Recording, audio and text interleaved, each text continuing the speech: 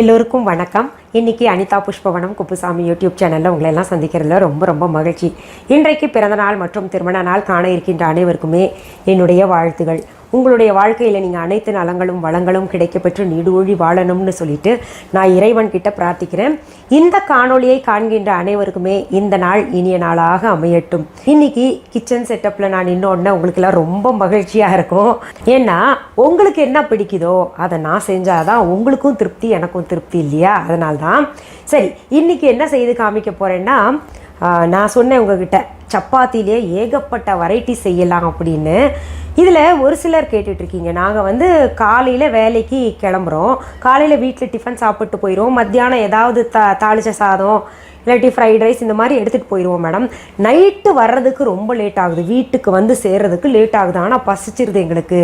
அதனால் அந்த சாயந்தரம் பொழுதில் 7-7:30 மணி போல் எங்களுக்கு பசிக்குது, அப்படி சாப்பிட்றதுக்கு டிஃபன் கொண்டு போகிறது கெடாமலும் இருக்கணும், அந்த நேரத்தில் சாப்பிட்றதுக்கு என்ன நல்லா இருக்குமோ அந்த மாதிரி ஏதாவது ஒரு வெரைட்டி செஞ்சு காமிங்க அப்படின்னு கேட்டுக்கிட்டீங்க. அதுக்காக நான் காலிஃப்ளவர் ஸ்டஃப்டு சப்பாத்தி செய்து காமிக்க போகிறேன்.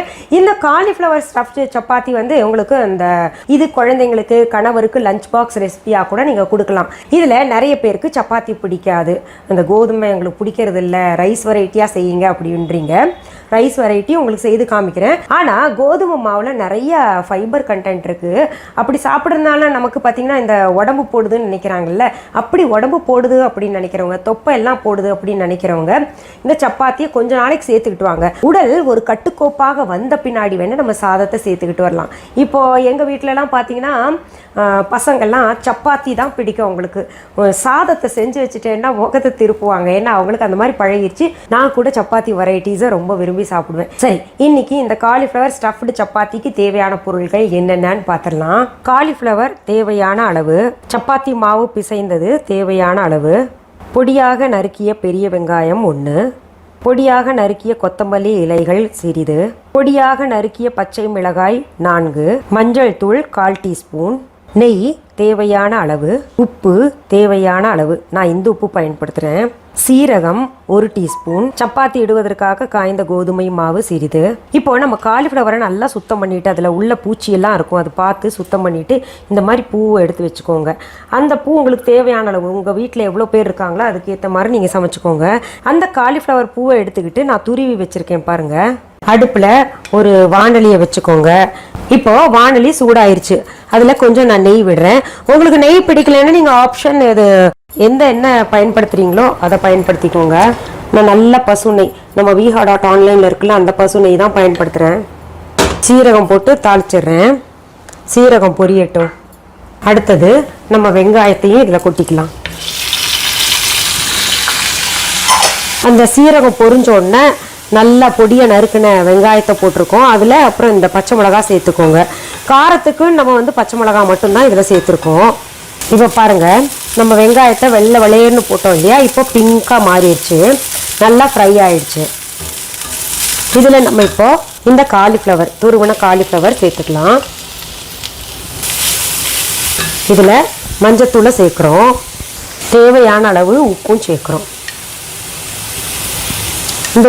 இந்த உப்பு எல்லாம் பார்த்தீங்கன்னா நம்ம VHA.online இருக்குது. நம்ம VHA.online கிராசரி இதெல்லாம் வச்சுருக்கீங்களா அப்படின்னு கேட்டிங்கன்னா எல்லாம் ஆர்கானிக் பொருள் வச்சுருக்கோம். இப்போ நல்லா இது பெரட்டி விட்டுருங்க. இப்போது இந்த காலிஃப்ளவரில் லேசாக தண்ணி ஊற்றிக்கலாம். நம்ம ஒரு 1/2 டம்ளர் போல் தண்ணி ஊற்றிட்டு தட்டு போட்டு மூடி வச்சிடலாம், வேகட்டும். அதில் கொத்தமல்லி இலைகளை சேர்த்துக்கோங்க, நல்லா கலந்து விட்டு உப்பு பார்த்துக்கோங்க. வெந்துருச்சுன்னா விட்டுருங்க, அப்படி இல்லைன்னா திரும்ப நம்ம இன்னொரு முறை வேக வைக்கணும் தட்டு மூடி வச்சு. தட்டை திறந்து வச்சுட்டு நல்லா கிளறி விடுங்க. காரணம் என்னென்னா துளி கூட தண்ணி இருக்கக்கூடாது நம்ம சப்பாத்தி உருட்டும் போது. அப்படி செய்யலைன்னா நமக்கு உருட்ட வராது. காலிஃப்ளவர் சீக்கிரத்தில் வெந்துடும், அதனால் நம்ம தண்ணியே பார்த்து தான் ஊற்றணும். இந்த ஸ்டஃபிங் அப்படியே சாப்பிட்லாம், ரொம்ப சுவையாக இருக்குது. இப்போ பாருங்கள், இதில் காயில் இருந்த தண்ணியெல்லாம் நல்லா காஞ்சிருச்சு. இப்போ அடுப்பை விட்டு நான் இறக்குறேன்.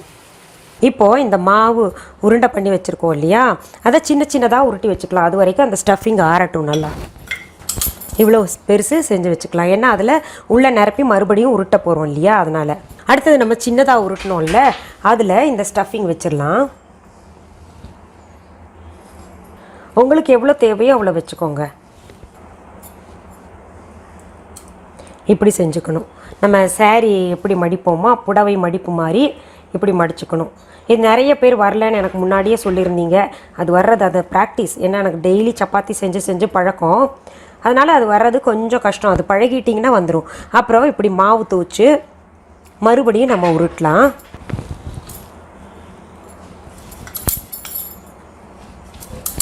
இப்படி உருட்டும் போது கொஞ்சம் வெளியில் வரத்தான் செய்யும்.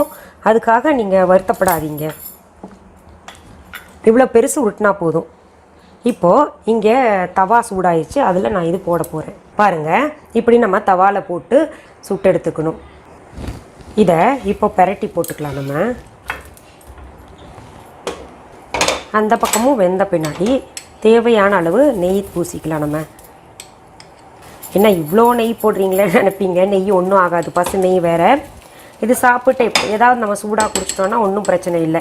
எண்ணெய்க்கு நெய் எவ்வளவோ தேவலை. நல்லா முறுமுறுன்னு வரணும் இல்லையா?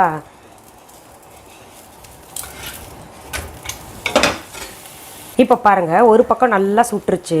நம்ம சிம்மில் முடிஞ்ச அளவு வச்சு சுட்டோன்னா பதமாக உள்ளே இருக்கிற ஸ்டஃபிங்ஸ் கூட நல்லா இருக்கும். இது ஸ்டஃபிங் உள்ளே இருக்கிறனால நம்ம கொஞ்சம் நெய் போட்டோம்ல, போடும்போது நிறையா இருந்த மாதிரி இருந்தது இல்லை. இப்போ பாருங்கள், உள்ளே இருக்கிற ஸ்டஃபிங்ஸ் வந்து நல்லா இழுத்துருச்சு. நீங்கள் நெய் நான் நிறையா போட்டேன்னு சொன்னதுக்கு பயந்துராதீங்க. கிட்டத்தட்ட ஒரு சப்பாத்திக்கு ஒரு 1/2 டீஸ்பூன் போல் தான் போட்டிருப்பேன். இன்னும் இங்கே கொஞ்சம் வேகணும் நடுவில். இங்கே பாருங்கள், இதுவும் சரியாக வெந்துருச்சு இந்த பக்கமும். இப்போ பாருங்கள், காலிஃப்ளவர் ஸ்டஃப்டு சப்பாத்தி பார்க்கவே ரொம்ப அழகாக இருக்குல்ல. அதுக்கு நம்ம இந்த ராயத்தா தொட்டுக்கிட்டாலே போதும். ஏன்னா அதுலேயே காலிஃப்ளவர் இருக்குது. இது கூட வேறு ஏதாவது செஞ்சோம்னா ரொம்ப ஹெவி ஆகிடும். இதுதான் சரியான காம்பினேஷனாக இருக்கும். இதுலேயும் இந்த தயிரில் சீரகத்தூளும் மிளகாத்தூளும் போட்டிருக்கேன். இப்போ நான் சாப்பிட்டு காமிக்கிறேன். ஆனால் நீங்கள் நினைப்பீங்க எங்களை விட்டுட்டு நீங்கள் சாப்பிட்றீங்களே அப்படின்னு. ஆஹா, ரொம்ப சுவையாக இருக்குது.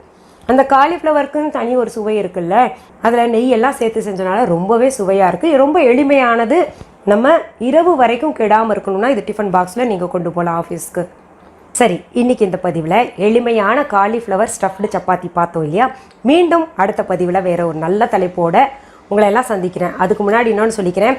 நீங்கள் இதை செஞ்சு பார்த்துட்டு எனக்கு கமெண்ட் பாக்ஸில் கமெண்ட் பண்ணுங்கள். இந்த சமையல் செய்து காமிக்கிற நிகழ்ச்சி சாதாரண விஷயம் கிடையாதுங்க.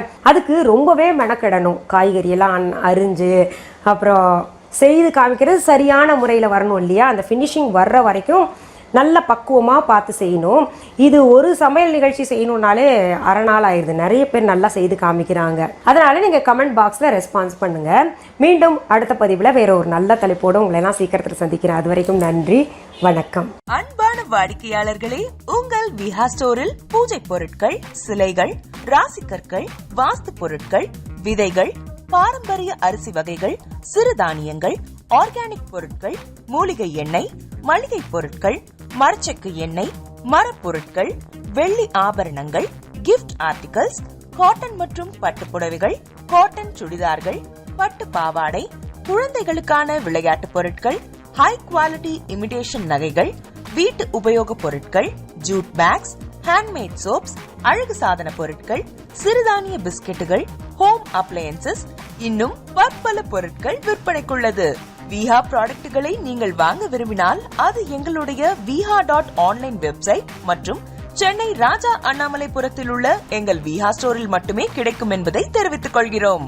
வேறு எந்த ஆன்லைன் வெப்சைட்களிலும் விஹா ப்ராடக்ட்கள் விற்பனைக்கு கிடையாது என்பதை நீங்கள் கவனத்தில் கொள்ள வேண்டும். எங்கள் விஹா ஸ்டோரின் விலாசத்தை கண்டறிய கூகுள் மேப்ஸில் விஹா ஸ்டோர் என்று டைப் செய்தால் வழியை கண்டறியலாம். www.viha.online வெப்சைட்டிலும் விஹா ஸ்டோரின் அட்ரஸ் உள்ளது.